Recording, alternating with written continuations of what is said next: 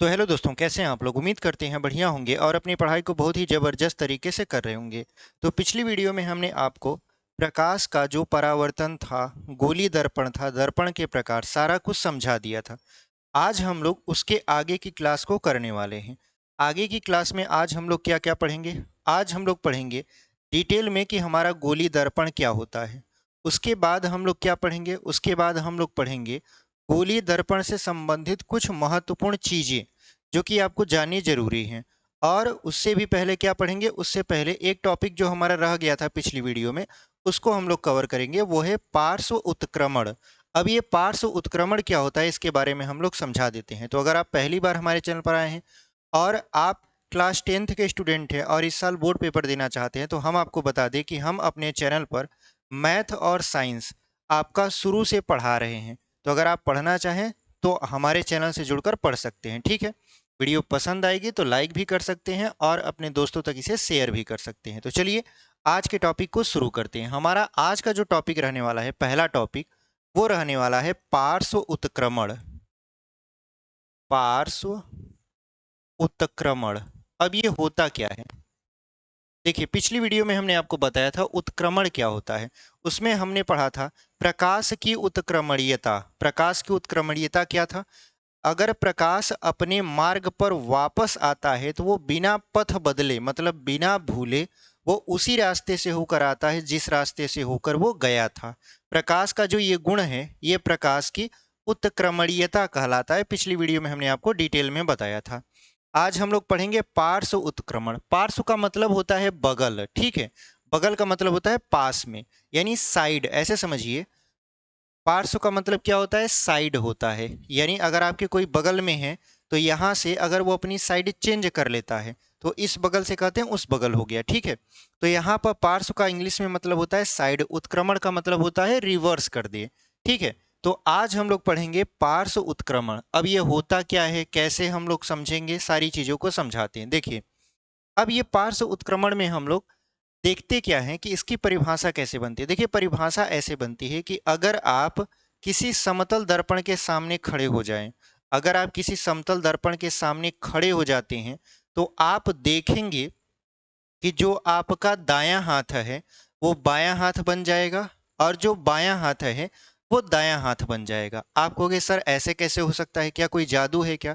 दायां हाथ बायां हाथ बन जाएगा, बायां हाथ दायां हाथ बन जाएगा से मतलब ये है कि आप अगर ये वाला हाथ दिखाओगे तो आपको लगेगा कि ये मेरा बायां वाला हाथ है। मतलब ऐसे समझिए कि जो आपका चित्र बन रहा है वो उल्टा बनने लगेगा, ठीक है। मतलब दाहिना हाथ बाएं हाथ की तरफ दिखने लगेगा और बायां हाथ दाहिने हाथ की तरफ दिखने लगेगा। आप कहोगे सर समझ नहीं आया, क्या कह रहे हैं आप। जैसे एक एग्जाम्पल और देते हैं हम। आप कागज पर क्या कर लीजिए, जो अपना नोट्स बनाए हैं या जो भी चीजें लिखी हैं उसको लिख लीजिए। आईने के सामने उसको ऐसे ले जाकर रख दीजिए। आप उसे पढ़ पाओगे। आप कहोगे नहीं सर, हम उसे नहीं पढ़ पाएंगे। क्यों? क्योंकि वो हमको उल्टा दिखने लगता है। तो जो अक्षर आईने के सामने रखने पर हमको उल्टा दिखने लगता है, तो ये जो उल्टा दिखने की प्रक्रिया है, यही हमारा क्या है, पार्श्व उत्क्रमण है। यानी हम किसी चीज को दर्पण के सामने रख दें और उसकी साइड बदल जाए तो ये क्या है, आपका पार्श्व उत्क्रमण। जैसे हमने कहा आपका दायां हाथ बाएं हाथ की तरह दिखाई देने लगता है और जो आपका दाहिना हाथ है, मतलब जो आपका बायां हाथ है वो दायां हाथ की तरह दिखाई देने लगता है और जो दाहिना हाथ है वो बाएं हाथ की तरह दिखाई लगता है। इसका मतलब ये है कि ये बदलेगा नहीं। जब ये बदलेगा नहीं तो बस इसकी साइड चेंज होगी। ऐसा नहीं है कि आपका ये वाला हाथ उखड़ के इस वाले में आ जाएगा या ये वाला उखड़ के इस वाले में आ जाएगा, ऐसा नहीं है। इसमें केवल साइड चेंज होता है। कैसे? हमने दूसरा एग्जाम्पल आपको समझाया कि अगर आप क्या करते हैं, अगर आप कॉपी में जो आपका नोट्स होता है उसको ले जाकर आईने के सामने रखिए या किताब ले जाकर आईने के सामने रखिए, देखेंगे कि उसका जो अक्षर होता है वो उल्टा दिखाई देने लगता है। तो जो उल्टा दिखाई देने की प्रक्रिया है वही हमारा क्या है, पार्श्व उत्क्रमण है। समझ में आया कैसे हुआ है। अब देखिए, अंग्रेजी के जो पार्श्व उत्क्रमण को अगर हम समझ लें तो यहाँ पर हम लिख देंगे उल्टा, उल्टा दिखाई देना, ठीक है, ताकि आप समझ पाओ। उल्टा दिखाई देना, क्या उल्टा दिखाई देना, जो अक्षर या जो चित्र हम लेकर जा रहे हैं उसकी साइड चेंज हो जा रही है, फ्लिप कर जा रही है, तो वही हमारा क्या है, पार्श्व उत्क्रमण। आपने एम्बुलेंस देखा होगा। एम्बुलेंस में अगर आप देखे हो तो एम्बुलेंस के बोनट पर सामने उल्टा में एम्बुलेंस लिखा रहता है। क्या आप बता सकते हो कि वो एम्बुलेंस का जो अक्षर होता है वो उल्टा क्यों लिखा जाता है? वो इसलिए उल्टा लिखा जाता है क्योंकि जब एम्बुलेंस चलती है, चूंकि एम्बुलेंस जो होता है वो इमरजेंसी मरीजों को लेकर कहीं ना कहीं जा रही होती है, किसी न किसी अस्पताल में।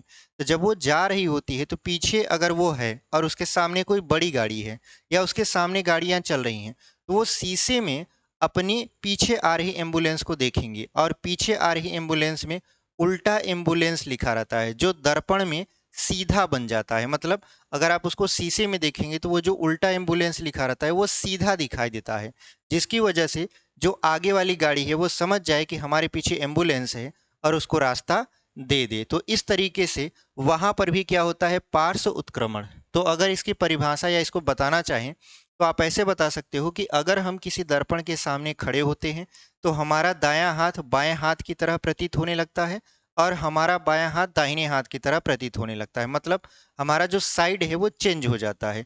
इस प्रकार की घटना को हम लोग बोलते हैं पार्श्व उत्क्रमण। जैसे हम लोग करते क्या है, नोटबुक में जो लिखा हुआ शब्द है उसको आईने के सामने ले जाएंगे तो वो चेंज हो जाएगा।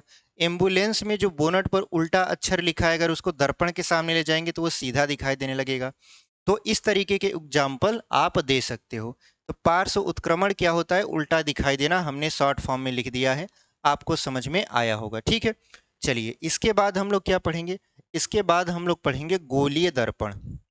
इसके बाद हम लोगों का जो टॉपिक है अब स्टार्ट होता है आपका गोलीय दर्पण। यहाँ पर गोलीय दर्पण।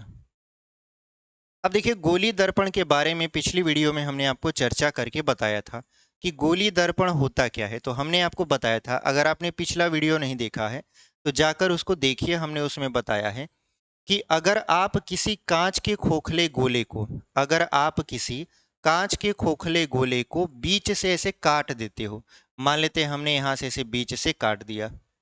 बीच से काटने के पश्चात उसके दो टुकड़े हो जाएंगे। ये दो टुकड़ा हो गया, एक टुकड़ा इधर है एक टुकड़ा इधर है। आप इन दोनों टुकड़ों के किसी एक पृष्ठ पर कलई कर दीजिए। जैसे इस वाले पृष्ठ को अगर हम ऐसे लिखें, ये वाला पृष्ठ है, और इसके अगर दबे हुए पृष्ठ पर ऐसे कलई कर दें, दबे हुए पृष्ठ पर क्या कर दें हम, कलई कर दें। उसके बाद ये वाला जो पृष्ठ है इसको यहाँ लिख देते हैं ऐसे, और इसके उभरे हुए पृष्ठ पर कलई कर देते हैं। तो इस प्रकार के जो दर्पण हमको प्राप्त होते हैं उन्हीं दर्पणों को हम लोग क्या बोलते हैं, गोलीय दर्पण। तो हमारा परिभाषा कैसे बना, गोलीय दर्पण कांच का एक खोखला गोला होता है। गोलीय दर्पण कांच का एक खोखला गोला होता है जिसको अगर बीच से काटकर इसके किसी एक पृष्ठ पर, अगर हम लोग इसको बीच से काट देते हैं और इसके किसी एक पृष्ठ पर कलई कर देते हैं तो इसका जो दूसरा वाला पृष्ठ होता है वो परावर्तक पृष्ठ बन जाता है। तो इस प्रकार की बनी जो संरचना होती है उसी को हम लोग गोलीय दर्पण कहते हैं। अब इसके पृष्ठ के ऊपर कलई करने के आधार पर इसको दो भागों में बांटा गया है। किसको बांटा गया है, गोलीय दर्पण को। ठीक है, कलई करने के आधार पर इसको कितने भागों में बांट दिया गया है, दो भागों में। पहला है आपका उत्तल दर्पण और दूसरा है आपका अवतल दर्पण। ठीक है, पहला क्या है आपका उत्तल दर्पण और दूसरा क्या है आपका अवतल दर्पण। अब ये उत्तल दर्पण और अवतल दर्पण क्या है इसको समझ लेते हैं। देखिए अगर हम गोलीय दर्पण के दबे हुए पृष्ठ पर कलई करते हैं, ये जो वाला पृष्ठ है वो दबा हुआ पृष्ठ है, तो अगर हम गोलीय दर्पण के दबे हुए पृष्ठ पर कलई करते हैं और इसके उभरे हुए पृष्ठ पर प्रकाश का परावर्तन होता है तो इस प्रकार के दर्पण को हम लोग बोलते हैं उत्तल दर्पण। यानी एक ऐसा दर्पण जिसके उभरे हुए तल से प्रकाश का परावर्तन होता है, क्या कहलाता है आपका, उत्तल दर्पण कहलाता है। तो यहां पर हम इसको लिख देते हैं उत्तल दर्पण। ठीक है, यानी एक ऐसा दर्पण जिसके दबे हुए पृष्ठ पर कलई कर दिया जाए तो इसके उभरे हुए पृष्ठ से प्रकाश का परावर्तन होने लगता है। तो इस प्रकार के दर्पण को उत्तल दर्पण बोलते हैं। अब बारी आती है इस वाले दर्पण की। अब ये वाला दर्पण क्या कर रहा है, ये वाला दर्पण देखिए इसके उभरे हुए पृष्ठ पर कलई हुआ है।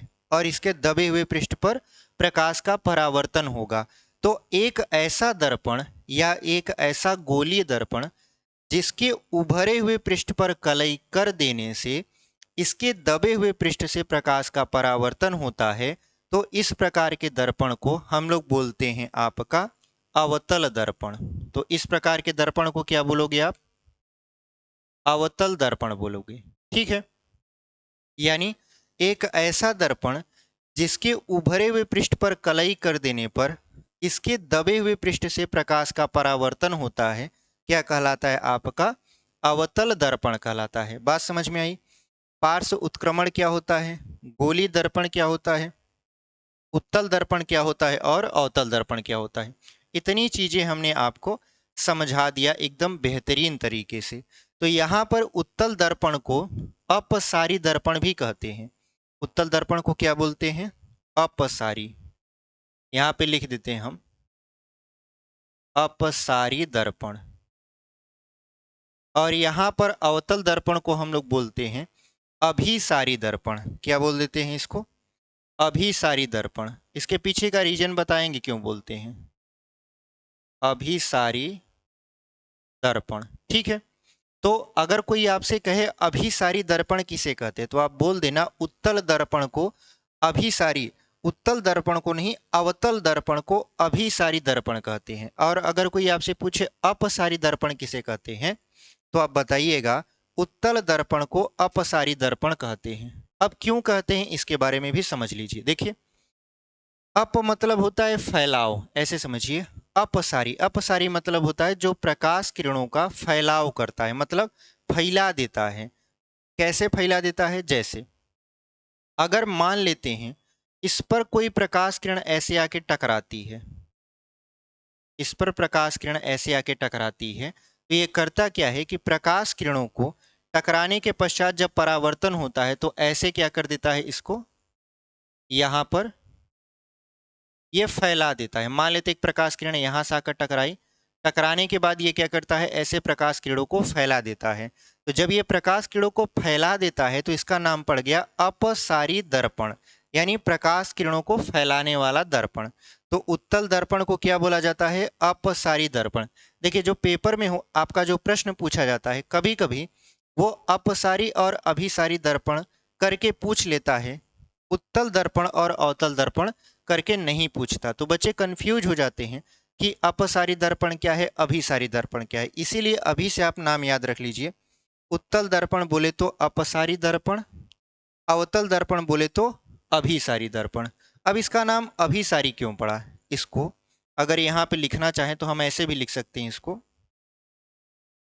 इसको लिख सकते हैं आप अपसारी दर्पण, और इसको आप लिख सकते हो अभिसारी यहाँ पर दर्पण। अब इसको अभिसारी क्यों बोला गया? देखिए, जब इस पर प्रकाश किरणें ऐसे समांतर आके टकराती हैं इससे, ऐसे मान लेते हैं प्रकाश किरणें क्या होती हैं, टकराई, आकर इससे टकरा गई, तो ये करता क्या है, इन प्रकाश किरणों को ये एक बिंदु पर सिकोड़ने का काम करता है। ये करता क्या है कि इन प्रकाश किरणों को एक बिंदु पर ही इस तरीके से मान लेते हैं यहाँ पर ऐसे सिकोड़ने का काम करता है। ये क्या करेगा, ऐसे इन लोगों को एक बिंदु पर सिकोड़ देगा। तो प्रकाश को सिकोड़ने का काम करता है, यानी एक बिंदु पर एकत्रित करने का काम करता है। इस वजह से इसका नाम पड़ गया अभिसारी दर्पण, यानी सिकोड़ कर रखने वाला दर्पण। तो आपको समझ में आया, उत्तल दर्पण को क्या बोलते हैं? अपसारी दर्पण बोलते हैं। अवतल दर्पण को क्या बोलते हैं? अभिसारी दर्पण बोलते हैं। यहां तक समझ में आया? अब हम लोग इसको करेंगे इरेज, और इसके आगे इसी से रिलेटेड जो भी कुछ महत्वपूर्ण परिभाषाएं हैं, जैसे मुख्य अक्ष क्या होता है, दर्पण का ध्रुव क्या होता है, वक्रता त्रिज्या क्या होता है, वक्रता केंद्र क्या होता है, सारी चीजों को अब हम लोग बारी बारी से डिटेल में समझेंगे। तो आपको हमने पार्श्व उत्क्रमण, गोली दर्पण, उसके प्रकार समझा दिया है। उम्मीद करते हैं आपको यहाँ तक समझ में आया होगा। अब चलिए आगे बढ़ते हैं। आगे क्या है, इसको हम लोग मिटा देते हैं।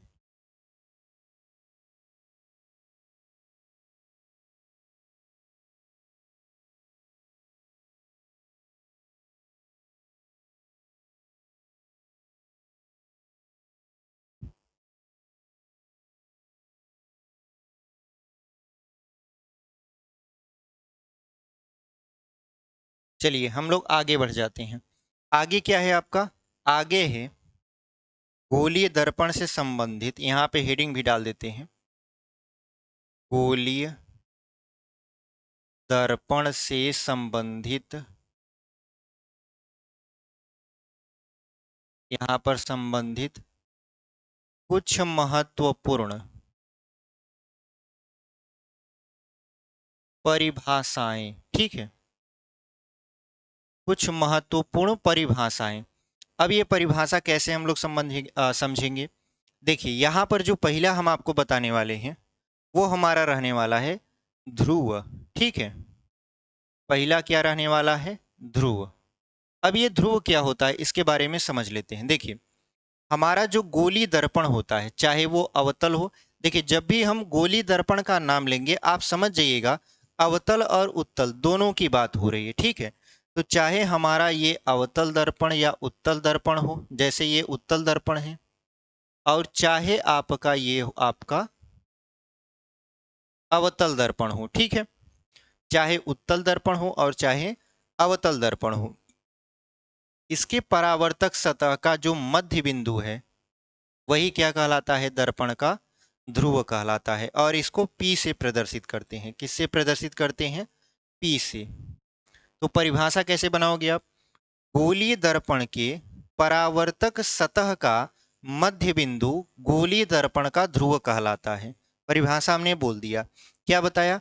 गोली दर्पण, ये गोली दर्पण है, इसका परावर्तक सतह ये रहा, और गोली दर्पण के परावर्तक सतह का जो मध्य बिंदु है वही क्या कहलाएगा?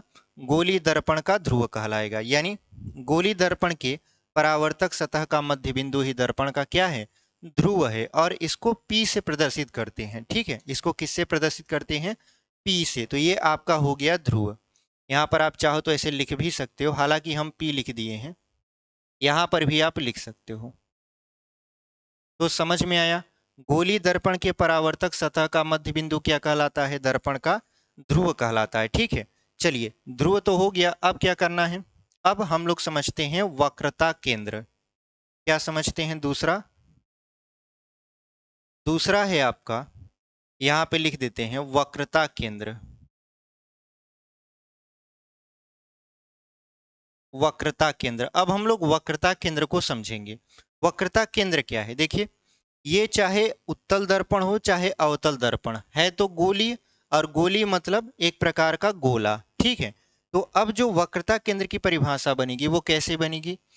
गोलीय दर्पण के या गोलीय दर्पण जिस कांच के खोखले गोले का बना होता है उसके केंद्र को वक्रता केंद्र बोलते हैं। यानी वक्रता केंद्र क्या है? गोलीय दर्पण जिस कांच के खोखले गोले से बना होता है, जैसे ये आपका एक कांच का खोखला गोला है तो गोले का केंद्र होता है, तो यहाँ पर केंद्र हम लोग क्या लिख देंगे? मान लेते हैं C, सेंटर।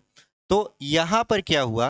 गोलीय दर्पण के या गोलीय दर्पण जिस कांच के खोखले गोले से बना होता है उसी के केंद्र को हम लोग क्या बोलते हैं? वक्रता केंद्र बोलते हैं। यानी अगर हम इसको ऐसे बीच से काट दें इस तरीके से, जब ऐसे काट देंगे तो देखिए एक भाग अलग हो गया, एक भाग अलग हो गया, मतलब ये वाला भाग इधर अलग हो गया, ये वाला भाग इधर अलग हो गया, लेकिन इसका जो सेंटर होगा वो यही होगा। इसका मतलब ये है कि जो ये वाला भाग अलग हुआ है, अगर हम यहाँ पर खींचे इसको ऐसे इस तरीके से खींच दें, और इसको भी मान लेते हैं ऐसे खींच दें। ठीक है, ये ऊपर नीचे थोड़ा सा है, बट अगर आप इसको देखो, इसको ऐसे हम मिला दें, इसको ऐसे मिला दें, ये बीच का जो पॉइंट है यही हमारा क्या है? वक्रता केंद्र है। यानी गोली दर्पण का परावर्तक सतह का मध्य बिंदु तो दर्पण का ध्रुव हो गया, और यहाँ पर गोली दर्पण कांच के जिस खोखले गोले से बना होता है उसको हम लोग क्या बोलते हैं? वक्रता केंद्र बोलते हैं। तो अगर हम इसको ऐसे काट देंगे बीच से, इसको ऐसे हमने काट दिया, तो यहीं पर क्या बनेगा? वक्रता केंद्र। अब वो चाहे उत्तल का हो और चाहे अवतल का हो। तो अगर हम देखेंगे तो ये जो आपका उत्तल है इसका वक्रता केंद्र, इसका वक्रता केंद्र इधर बनेगा, ये C से दर्शाया जाता है। और जो आपका अवतल दर्पण है इसका वक्रता केंद्र इधर बनेगा। यानी अगर हम देखें तो जो हमारा उत्तल दर्पण होता है उसका वक्रता केंद्र आभासी होता है, वास्तविक नहीं होता। कैसे? यहाँ पर आपने ब्लॉक कर दिया, ब्लॉक कर दिया तो इधर आप जा नहीं सकते। जब जा नहीं सकते तो केवल कल्पना ही कर सकते हो कि यहाँ पर इसका वक्रता केंद्र होगा, बट एक्चुअल में आप वहां जा नहीं सकते। लेकिन इसको बोलते हैं अवतल दर्पण। तो अवतल दर्पण के सामने देखिए, परावर्तक सतह इसके सामने सी है, मतलब इसका वक्रता केंद्र आपका वास्तविक होता है, जबकि उत्तल दर्पण का जो वक्रता केंद्र है वो वास्तविक नहीं होता, वो कैसा होता है, आभासी होता है। ठीक है, तो वक्रता केंद्र समझ में आया। क्या परिभाषा आप दोगे? गोलीय दर्पण जिस कांच के खोखले गोले से बना होता है उसके केंद्र को वक्रता केंद्र बोलते हैं। यानी गोलीय दर्पण कांच के जिस खोखले गोले से बना होता है उसी के केंद्र को हम लोग क्या बोलते हैं, वक्रता केंद्र बोलते हैं। तो यहां तक समझ में आया। इसको किससे प्रदर्शित करते हैं? तो इसको सी से प्रदर्शित करते हैं। किससे प्रदर्शित करते हैं? सी से। अब हमने दो टॉपिक यहाँ पर समाप्त कर दिया, एक ध्रुव है और एक वक्रता केंद्र है। इसको हम लोग इरेज करेंगे, फिर आगे हम लोग वक्रता त्रिज्या पर पहुंचेंगे। ठीक है, अब वक्रता त्रिज्या क्या है इससे पहले एक और चीज आपको बताएंगे।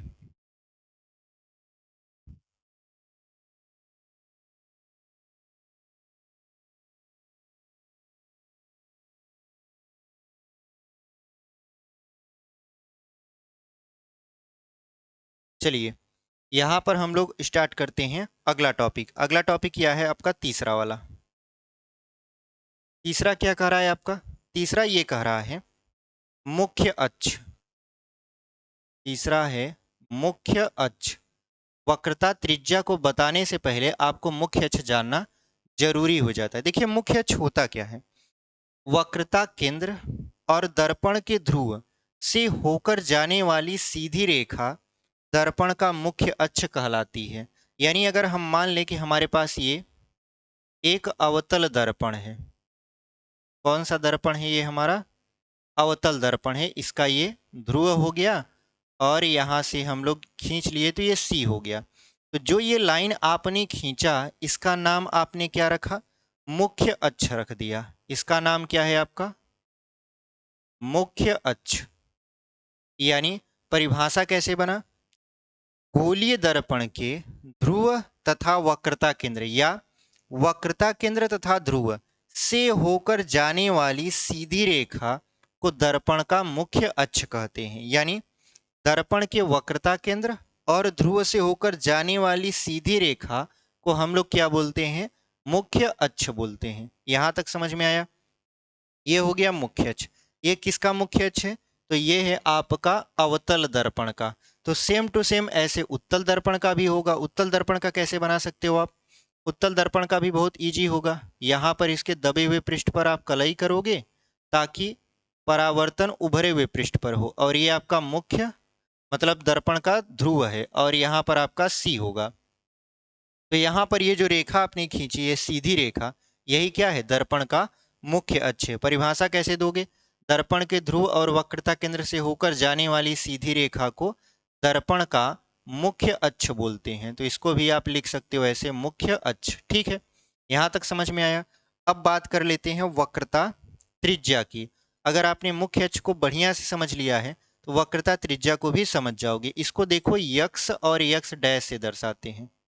इसको किससे दर्शाते हैं? यक्स और यक्स डैश से, क्योंकि ये यक्स अक्ष पर होता ही है। ठीक है, यहाँ पर इसको ऐसे दर्शा देते हैं। अब आपका यहाँ पर हो जाएगा चौथा टॉपिक। चौथा टॉपिक आपका क्या है? वक्रता त्रिज्या। वक्रता त्रिज्या। वक्रता त्रिज्या क्या है? देखिए, सिंपल सा परिभाषा होता है। दो परिभाषा बताएंगे आपको। आप कोई सा भी परिभाषा यहाँ पर लिख सकते हो या कोई सा भी परिभाषा याद करके आप पेपर में मतलब लिख के आ सकते हो, कोई दिक्कत नहीं होगी। पहला परिभाषा सुनिए। गोलीय दर्पण जिस कांच के खोखले गोले से बना होता है उसकी त्रिज्या को वक्रता त्रिज्या कहते हैं। जैसे हमने इससे पहले आपको वक्रता केंद्र बताया था, तो वक्रता केंद्र बताते समय हमने क्या बताया था?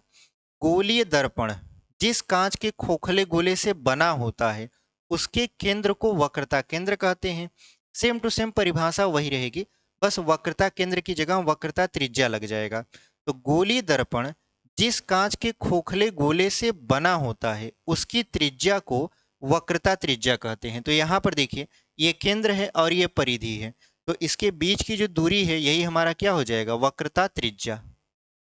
ये हमारा क्या हो जाएगा, वक्रता त्रिज्या हो जाएगा। तो दूसरी परिभाषा क्या होगी, पहला परिभाषा तो ये हो गया, जिस कांच के खोखले गोले से बना है उसकी त्रिज्या को वक्रता त्रिज्या कहते हैं।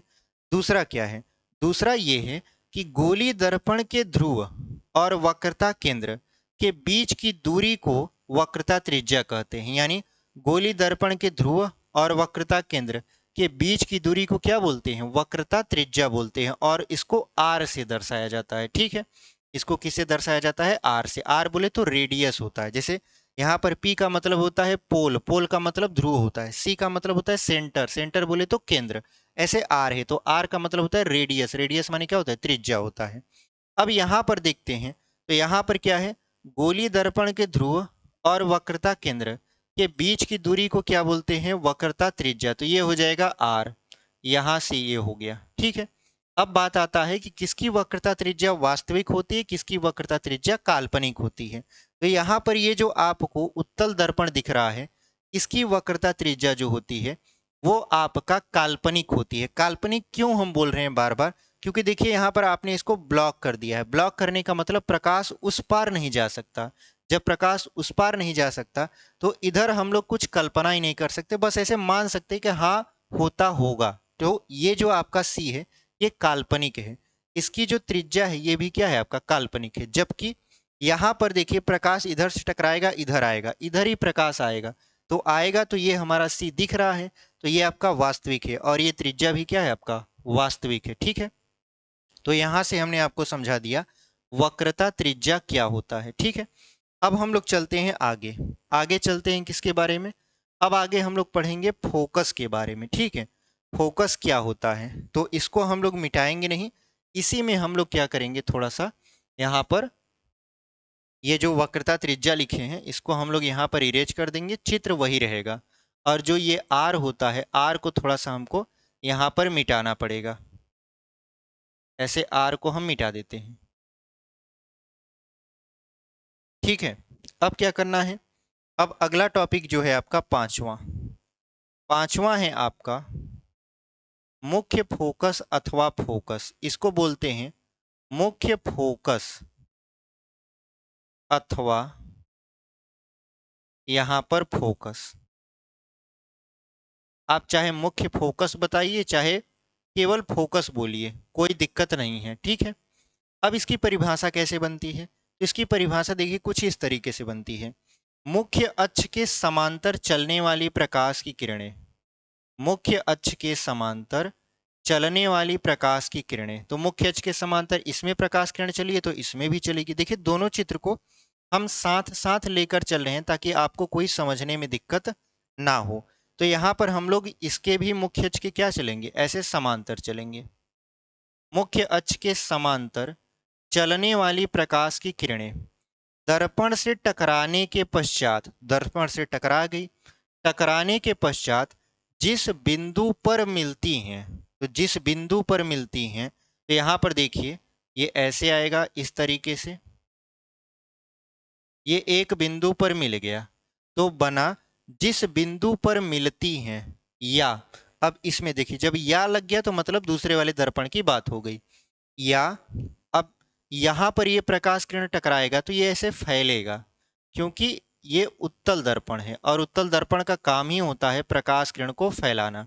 या जिस बिंदु से आती हुई प्रतीत होती हैं, पहले में हमने क्या कहा, जिस बिंदु पर मिलती हैं, दूसरे में हमने या लगाकर क्या कहा, जिस बिंदु से आती हुई प्रतीत होती हैं, उसी बिंदु को हम लोग क्या बोलते हैं, मुख्य फोकस अथवा फोकस बोलते हैं। तो ये आती हुई कहां से प्रतीत होगी, देखिए ऐसा लग रहा है कि ये जो है ऐसे निकल रहा है, ऐसे निकल रहा है, तो यहां पर अगर हम इसको ऐसे डॉट डॉट करके मिलाएं, ऐसे डॉट डॉट करके मान लेते हमने ऐसे मिला दिया इसको, जब इसको मिला दिया तो एक स्पॉट हमने बनाया, मतलब एक जगह बनाया यहाँ पर ऐसा, और लग रहा है कि यहीं से प्रकाश किरण से निकलकर फैल रहा है, इधर दिशा में भी फैल रहा है, इधर भी फैल रहा है।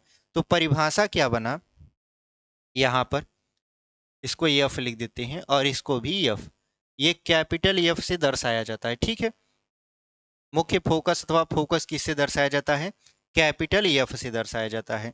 तो यहाँ पर परिभाषा को एक बार हम फ्रिक्वेंटली बोल देते हैं, ताकि अगर आप लिखना चाहो तो लिख सकते हो। चित्र से हम समझाई दिए हैं कि देखिए प्रकाश किरण जा रही है, दर्पण से टकराएगी, टकराने के बाद एक बिंदु पर मिल जाएगी या एक बिंदु से आती हुई प्रतीत होगी। देखिए इसका परिभाषा आप कैसे बनाएंगे। मुख्य अक्ष के समांतर चलने वाली प्रकाश की किरणें, परिभाषा एकदम आराम से बोल रहे हैं, आप ध्यान सुनिएगा। मुख्य अक्ष के समांतर चलने वाली प्रकाश की किरणें दर्पण से टकराने के पश्चात, दर्पण से टकराने के पश्चात जिस बिंदु पर मिलती हैं या जिस बिंदु से आती हुई प्रतीत होती हैं, उस बिंदु को दर्पण का मुख्य फोकस अथवा फोकस कहते हैं। इसको कैपिटल एफ बोले तो बड़ा वाला एफ से प्रदर्शित किया जाता है। इतनी बात समझ में आई। ये रहा आपका मुख्य फोकस। अब इसमें भी बात आ जाती है कि कौन सा फोकस वास्तविक है, कौन सा फोकस काल्पनिक है। तो देखिए जो उत्तल है आपका, उसमें इस तरफ कुछ है ये नहीं है, तो इस तरफ आपका सी भी काल्पनिक है और एफ भी क्या है, काल्पनिक है। लेकिन इसमें सी भी आपका वास्तविक था, तो एफ भी क्या होगा, वास्तविक होगा। अब ये काल्पनिक वास्तविक क्या है, जब चिन्ह परिपाटी पढ़ाएंगे तो उसमें आपको बहुत ही बेहतरीन तरीके से समझाएंगे कि यहाँ पर यफ कब माइनस होता है, कब प्लस होता है, कैसे हम काल्पनिक बोल देते हैं। चिन्ह जब हम लोग परिपाटी पढ़ेंगे तो उसमें बहुत ही बेहतरीन तरीके से आपको समझ में आएगा। तो आपको मुख्य फोकस अथवा फोकस अब क्लियर हो चुका होगा कि किसकी बात हो रही है। ठीक है, चलिए यहाँ पर आज हमने आपको इतना टॉपिक पढ़ाया। अब जो बाकी के बचा रह गया है उसको हम लोग अगले वीडियो में देखेंगे। ठीक है, आज के लिए हम लोग यहाँ तक रख देते हैं।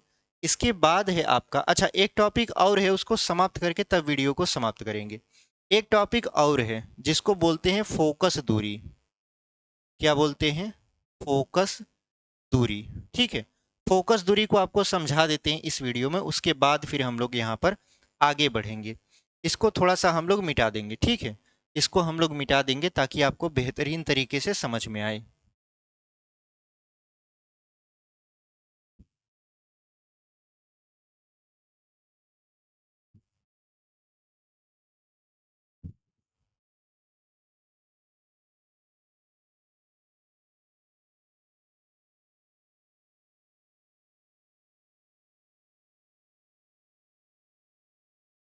देखिए जो हमारा अगला टॉपिक रहने वाला है वो क्या रहने वाला है आपका, फोकस दूरी। जैसे हमने जब वक्रता केंद्र पढ़ा था तो वक्रता त्रिज्या पढ़ा, वैसे ही जब हम मुख्य फोकस पढ़े हैं तो हम लोग क्या पढ़ेंगे, फोकस दूरी पढ़ेंगे। फोकस दूरी क्या होता है, दोनों चित्र बना देते हैं यहाँ पर। एक हो जाता है आपका अवतल दर्पण का और एक हो जाता है आपका उत्तल दर्पण का। यहाँ पर हम इसका ध्रुव दर्शा देते हैं, यहाँ पर भी ध्रुव हो जाएगा और इस तरीके से एक रेखा खींचेंगे जो कि आपका मुख्य अक्ष है। यहाँ पर वक्रता केंद्र और वक्रता केंद्र को थोड़ा सा दूर रख देते हैं, मान लेते हैं यहाँ पर। ठीक है, और यहाँ पर भी हम लोग क्या करते हैं, ऐसे रेखा खींचेंगे, मान लेते हैं वक्रता केंद्र यहाँ है और ये आपका मुख्य फोकस है। मुख्य फोकस क्या है, अभी हमने आपको बताया है, ये मुख्य फोकस हो गया। हमने यहाँ पर इसको चित्र में दर्शा दिया है। ठीक है, अब क्या करना है, अब हमको बताना है फोकस दूरी क्या होता है। टॉपिक है हमारा फोकस दूरी। तो सिंपल सा ये बात है कि ध्रुव और फोकस के बीच की दूरी को क्या बोला जाता है, फोकस दूरी बोला जाता है। जैसे हमने पढ़ा था ध्रुव और वक्रता केंद्र के बीच की दूरी को वक्रता त्रिज्या बोला जाता है। अभी हमने आपको वीडियो में बताया था, अभी अभी बताया है कि यहाँ पर ध्रुव और वक्रता केंद्र के बीच की दूरी को वक्रता त्रिज्या बोला जाता है। सेम टू सेम उसी तरीके से ध्रुव और मुख्य फोकस के बीच की दूरी को क्या बोला जाता है, फोकस दूरी, और इसको स्मॉल एफ से दर्शाया जाता है। किससे दर्शाया जाता है, स्मॉल एफ यानी छोटा वाला एफ से दर्शाया जाता है। तो आपको मुख्य फोकस समझ में आया, उसके बाद फोकस दूरी समझ में आया। फोकस दूरी क्या है, ध्रुव और मुख्य फोकस के बीच की जो दूरी है वही हमारा क्या है, फोकस दूरी है। और इसको किससे दर्शाया जाता है, स्मॉल एफ से। इसको हम लोग लाल से लिख देते हैं ताकि अच्छा से दिखे। तो स्मॉल एफ से इसको दर्शाया जाता है। सेम टू सेम इसमें भी हम लोग दर्शा देंगे। ध्रुव और मुख्य फोकस के बीच की जो दूरी है इसको हम लोग बोलते हैं फोकस दूरी और इसको स्मॉल से दर्शा देते हैं। ठीक है, तो इस तरीके से हमने फोकस दूरी को पढ़ लिया। सिंपल सी परिभाषा है, अगर आपको चित्र समझ में आ रहा है तो आप एकदम बेहतरीन तरीके से क्लास को समझ पा रहे होगे। क्योंकि हम यहाँ पर कुछ लिख नहीं रहे हैं बहुत ज़्यादा, यहाँ पर आपको बस चित्र बना बना के समझा दे रहे हैं। क्योंकि अगर आपको चित्र समझ में आ गया, तो आपको चीज़ें समझ में आएंगी और आप अपने से परिभाषा बनाकर मतलब लिख पाओगे। ये जो रटने वाला काम है, रटने वाला काम आप नहीं करोगे। ठीक है, तो हमने आपको देखिए इसी चित्र में पूरा का पूरा चीज अगर आपको समझाने की कोशिश करें तो हमने सबसे पहले आपको बताया था ध्रुव। ध्रुव क्या बताया था? दर्पण के परावर्तक सतह का मध्य बिंदु दर्पण का ध्रुव कहलाता है। उसके बाद हमने आपको बताया था वक्रता केंद्र। तो वक्रता केंद्र क्या बताया? गोली दर्पण कांच के जिस खोखले गोले से बना होता है उसके केंद्र को वक्रता केंद्र कहते हैं। फिर हमने आपको क्या बताया? वक्रता त्रिज्या। तो गोली दर्पण के ध्रुव और वक्रता केंद्र के बीच की दूरी को वक्रता त्रिज्या बोलते हैं। ठीक है, उसके बाद फिर हमने आपको क्या बताया? मुख्य अक्ष। मुख्य अक्ष क्या था? गोली दर्पण के ध्रुव और वक्रता केंद्र से होकर जाने वाली सीधी रेखा दर्पण का क्या कहलाता है? मुख्य अक्ष। तो ये जो सीधी लाइन आप ऐसे देख रहे हो ये आपका मुख्य अक्ष है। उसके बाद हमने गया आपको बताया मुख्य फोकस। मुख्य फोकस क्या है? गोली दर्पण में अगर हम लोग देखें तो प्रकाश किरणें जब मुख्य अक्ष के समांतर चलती हैं तो समांतर चलने के बाद वो दर्पण से टकराती हैं। टकराने के बाद वो जिस बिंदु पर मिलती हैं या जिस बिंदु से आती हुई प्रतीत होती हैं उस बिंदु को दर्पण का मुख्य फोकस अथवा फोकस कहते हैं।